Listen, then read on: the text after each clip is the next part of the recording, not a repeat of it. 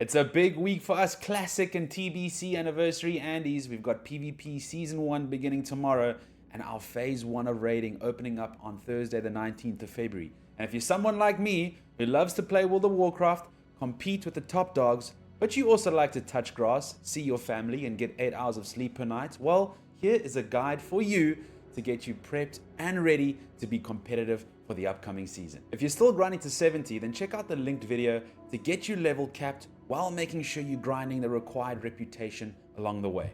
Alright, my first and possibly most important tip of this guide is leave chance for last. Focus on leveling up your professions, farming reputation to unlock specific pre-season best in slot gear that is guaranteed for your efforts.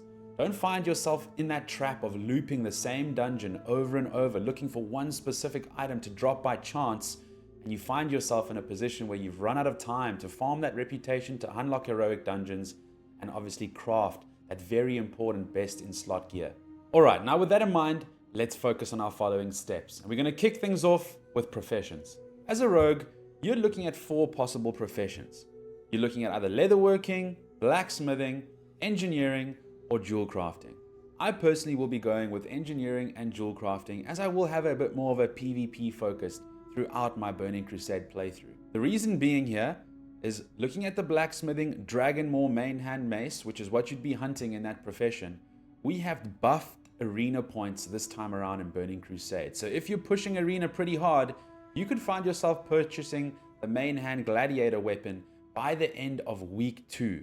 So that just makes that blacksmithing 375 push a little less attractive. It's going to be super expensive this time around, and for me, just doesn't make sense considering the buffed arena points as well as our shorter seasons.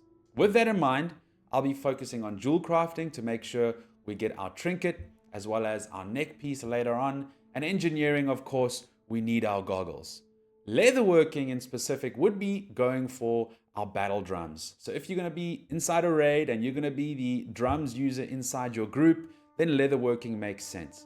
Otherwise, focus on something else if someone else in your group will be using drums. Now, to solve your main hand weapon issue, considering you won't be taking blacksmithing, is to grind Aldor Reputation and purchase the Vindicator brand. I've dropped a link below to Wowhead, which shows you the best route to farm this reputation.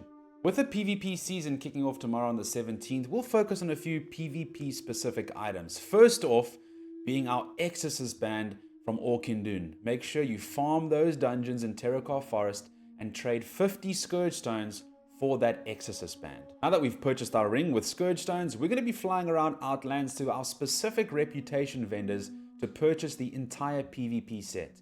This will save you a lot of time instead of grinding out battlegrounds before the PvP season starts tomorrow. I've linked all the vendor locations in the description below. And then our final step before we begin dungeon farming is to go around Outlands and target specific quests which offer great rewards for your class. For example, me as a rogue, I have the Helm of the Claw and the Spire Mistress's Wrist Guards, which are all quest rewards and great items. I can then go and focus on different armor slots in the dungeon farming period and then come back and replace those quest items at a later stage. I've dropped a Wowhead link in the description which shows you a bunch of quests for rogues, and you can obviously head on over to your class sections and look at the same solutions for your class with regards to quest rewards. And now we head into the final sections of our guide, and this is the dungeon spam segment. This could be your absolute favorite, or you might just hate it the most, and this all depends on drop chance if you get lucky real early. So we're going to be hunting specific items here, and most importantly will be your set piece. All classes will be hunting either 2 to 4 pieces of their set. Myself as a rogue, I will be hunting 4 pieces of the Waste Walker set.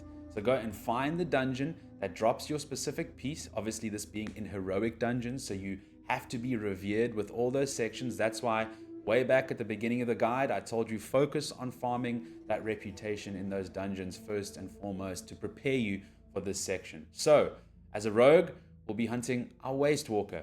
As the other classes, same thing, you'll be hunting those set items. So find the dungeon and go and spam that dungeon. In addition to obviously completing these dungeons, you will be getting badges of justice as drops from specific bosses.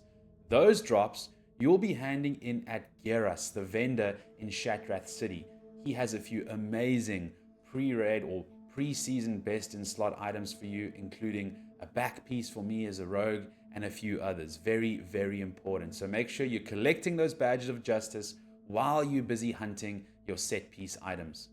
All right, and then a very important hunt for our fellow rogues and maybe even our Fury warriors is to grab Latros' shifting sword from the Black Morass. You can farm this weapon on normal, and it is super important. This is your best offhand weapon that will pair with either your Vindicator's brand from your Aldor Rep, or if you're absolutely crazy and sweaty enough and you got your Dragon Maw from blacksmithing, Latros' shifting sword is the absolute best option to pair with it. So please go and spam that Black Morass.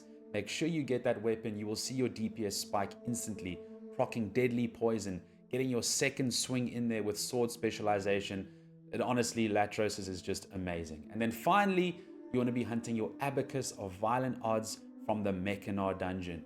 This is going to be your kind of final normal hunt, your normal dungeon spam. So go for it. Make sure you get those two items. It'll make a huge difference. With regards to your overall loot, overall armor requirement, all your set pieces, I've dropped the Wowhead link below where you can find all those specific dungeons so you can target them and hunt those items.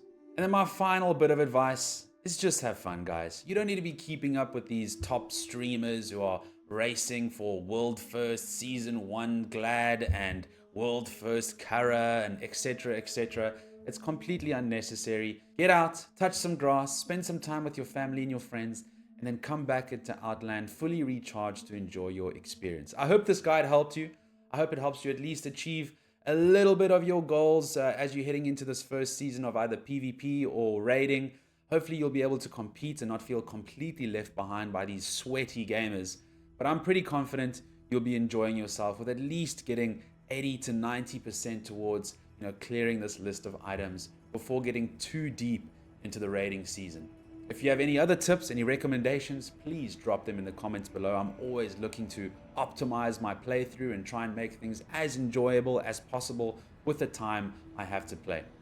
Have a lovely week, guys. Enjoy Season 1. Burning Crusade has been pretty awesome so far.